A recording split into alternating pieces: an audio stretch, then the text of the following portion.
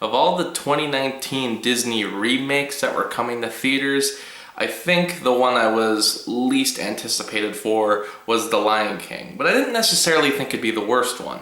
It just seemed to me kind of tough to do in live action form. Seeing that they are not going to be using real lions or real animals, I think that'd be quite the achievement. But the movie was going to be in fact done with computer animation. That's fine. But since you're making a computer animated film of an animated movie and then claiming it to be live action, I think that doesn't really count. It's even being considered the first fully CGI live action film. That kind of seems like polar opposites. That doesn't. Those are two completely different things. You can't merge those together and consider it a new art form. I thought Dumbo would be a little bit better, just given the fact that Tim Burton was attached, and I kind of like his twist on Alice in Wonderland, and he usually can do some pretty unique stuff in his movies, but for the most part I thought it was a disappointment. Aladdin I didn't really have a lot of hope for, but I figured Will Smith will be in it, so it might be entertaining, and that's exactly what it was. I actually enjoyed that movie a lot. Lion King, I really had the slightest amount of hope for. And the movie even gave me less than I was expecting. What's the point of doing a remake if you're not going to really make many changes? Even though throughout the entire production, the director Jon Favreau swore many times that it was not going to be a shot-for-shot remake, despite the trailer being a shot-for-shot remake of Circle of Life, he said the rest of the movie was going to add different things. And I understood that. From the beginning, I didn't think they'd be able to do many changes to the Circle of Life since it's such an iconic scene. You can't really change that or open the movie any differently. But I figured, given that he did Jungle Book, and Jungle Book strayed away from the 1967 film quite a bit. It paid tribute to it, but it was also its own story. It even ended a little differently. And I was kind of expecting changes like that with The Lion King, but for the most part, we don't really get changes like that. Despite what he said, it really does feel like a shot-for-shot remake. We're hitting Psycho 1998 territory here. And just like that movie, I would consider this more to be an experiment rather than a brand new version of an entertaining film. It's really neat to see the effects. I won't deny that. They are extraordinary. It's amazing how far the computer has come. In 1994, Lion King came out a year after Toy Story came and completely changed the business, and now we see CGI animated movies all the time. It's crazy to think that within that time, now that they're doing The Lion King 25 years later, and CGI fully animated movies have been around for that long as well, you compare Toy Story and this and you're like, wow, we have come a long way. The effects are good. The artists are doing a spectacular job. If you were to show this to someone and without the moving mouth part with talking and everything, because that can get a little distracting and not very real, but if you were to show this to anybody and be like, hey, it's a nature documentary, people might actually believe you because it's that extraordinary. But is the movie entertaining just for that? I don't think so, because you're trying to separate it from the 1994 film. You should be judging this as its own thing and not making comparisons the entire time. But it's pretty hard to forget the original Lion King when this movie is refusing to do so. There's a couple moments here and there where they are extending sequences, but for the most part I don't really understand why. It just seems like they're trying to make the movie longer. Because the original movie was probably an hour and a half. That's usually as long as a Disney movie will go.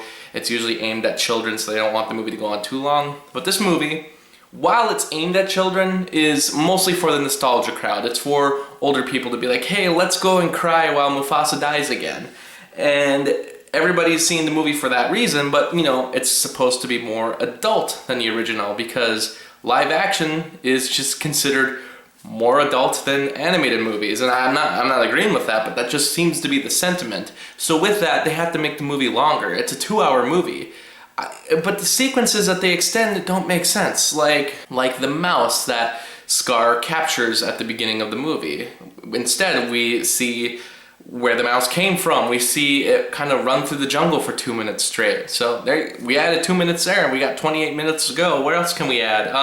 Well, when the hair of Simba flies from where he lives to Rafiki's house and he finds it, well, that doesn't really make sense. That's not something that could happen in the real world. So let's extend that sequence by having like a giraffe eat the hair and then it goes into poop and a dung beetle's pushing it around, and I'm like, what?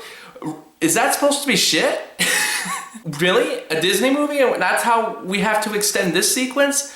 Instead of singing just one verse from The Lion Sleep Tonight, they decided to sing the entire song, because that adds a couple minutes. But what's funny is for everything they're adding, it still doesn't feel dragged out. Yeah, when you get to the end, you want the movie to end because I'm simply bored. But it's amazing that some sequences are still more rushed than the original. I can't even explain what it is. It could be just the fact that since they're not doing anything new with it, it's just stuff I've seen in the past, but it's not as well animated. It's not as colorful as the original, so it's not as enjoyable. I mostly want it to just get over with. Maybe that's why it doesn't feel like it's paced as well, but for instance, the Lion Sleeps Tonight sequence, which I know everyone's already said doesn't take place at night, which isn't even my main issue. It's not like every movie in existence has had the song completely match with the tone of the scene. That's whatever. If they want to do it in daylight, they can go right ahead, but the problem is, it feels like only a half hour goes by, and then they're fighting. And it makes me not believe their relationship as much. I don't know, it's something about the original movie makes it seem like, yeah, I guess it's supposed to be maybe one night went by, but it kind of feels like it's almost a week. And then now finally it's like, oh, by the way, we have this other issue going on. Can you come help and fight? And then they get into an argument.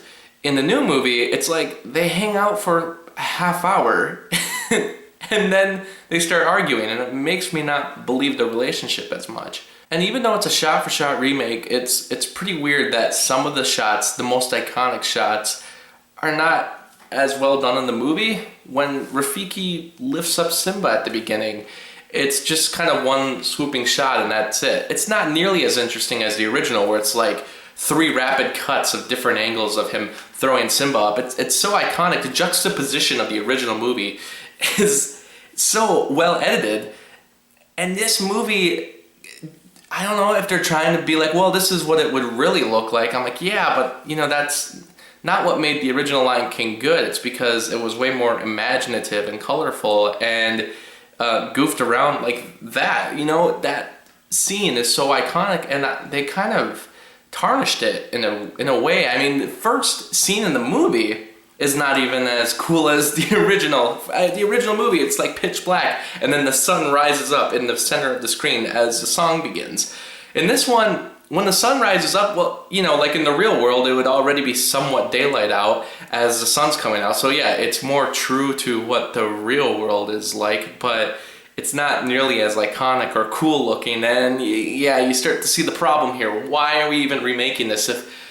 Because I'm not asking for the movie to be better than the original, but you think they would do something different at least. And if they're gonna do something different, have it do something that's more iconic on its own, or pay tribute in a better way, or something that's just more beautiful. This is a really ugly looking Africa. I know the safari is sometimes desert-like, but here it's all brown the entire time. The Pride Rock that's under Scar's reign, that's falling apart, looks exactly like the Pride Rock that was in Mufasa's reign. You know, there's supposed to be a contrast there, and I just don't see it this time around. And then you got the cast, which the original movie was one of the first animated movies to pretty much have a star-studded cast, as you would say. Like, it was pretty much celebrities doing the voices for the most part. And here they do the same thing, but they recast most of them except for James Earl Jones. And, you know, they don't match the characters as well. And sometimes the timing isn't nearly as good as the original. They redo some of the songs, and that's what I mean, that timing's just not there to make it as funny. They have John Oliver playing Zazu, and when he's singing his parts of I Just Can't Wait to Be King, the timing is off. It's just, I know he's not a singer, but, you know, it's not as funny. That humor doesn't hit as well. Animals stacking on top of one another, spinning around, singing I Just Can't Wait to Be King. That wouldn't happen in the real world, so let's just have them kind of run around. It's so boring. And so you also have, you know, Seth Rogen and Billy Eichner as Timon and Pumbaa were probably the best cast of the entire movie. Seth Rogen as Pumbaa was something that that could have been a big dud. It could have failed. just because his voice is so recognizable, but it actually ended up working.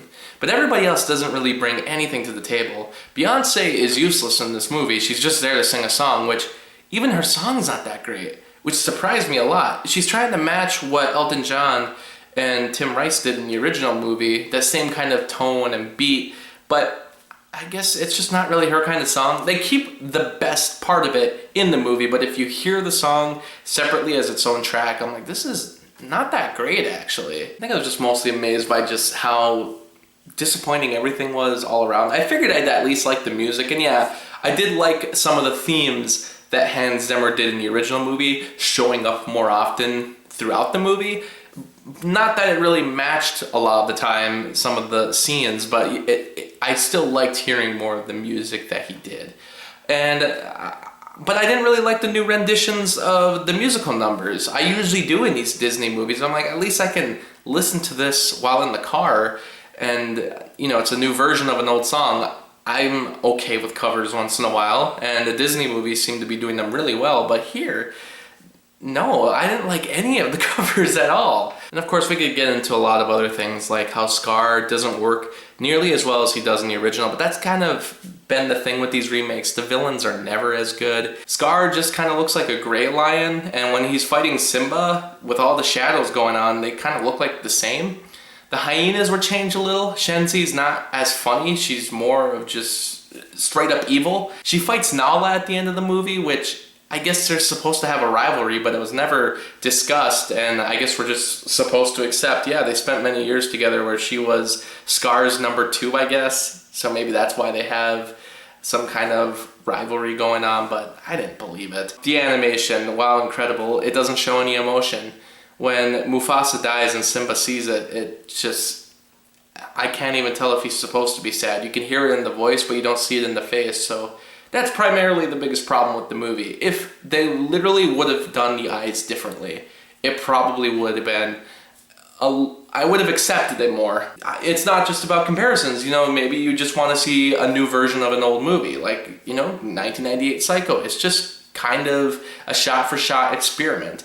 Well, as a shot-for-shot experiment, I wish they would have just maybe done something a little differently. Why couldn't you have tried to have the lions not speak at all and just recreate the events of The Lion King with realistic animals acting like animals? Or maybe even just take documentary footage of lions and such and then trying to piece together a Lion King movie out of that. I think that both of those ideas would have been more interesting. And if they do a sequel to this movie, I've said before I would be much more interested in the Disney remake sequels because they could start doing different ideas and not necessarily follow what the direct-to-video sequels did. And even if they did, they probably could fix a lot of the problems in the direct-to-video stuff because those are obviously more problematic than the animated classics. But I don't want to see a sequel to this if they're going to continue to do it where the animals have no expressive emotion. But realistically, this movie offers nothing. It doesn't do anything to keep me in the movie. I was waiting for it to be done the moment it began, basically. And any sense of hope that I had that I would enjoy anything was crushed at every turn. This is my least favorite of the Disney remakes, and I'm gonna give it 1.5 stars. That star is simply for the effects alone, and I guess the 0.5 stars because Timon and Pumbaa were okay. I liked them all right. Thanks for watching the review, and just let me know what you think of The Lion King and what you hope Disney remakes next. They're running out of movies. They'll eventually have to do a live-action Home on the Range.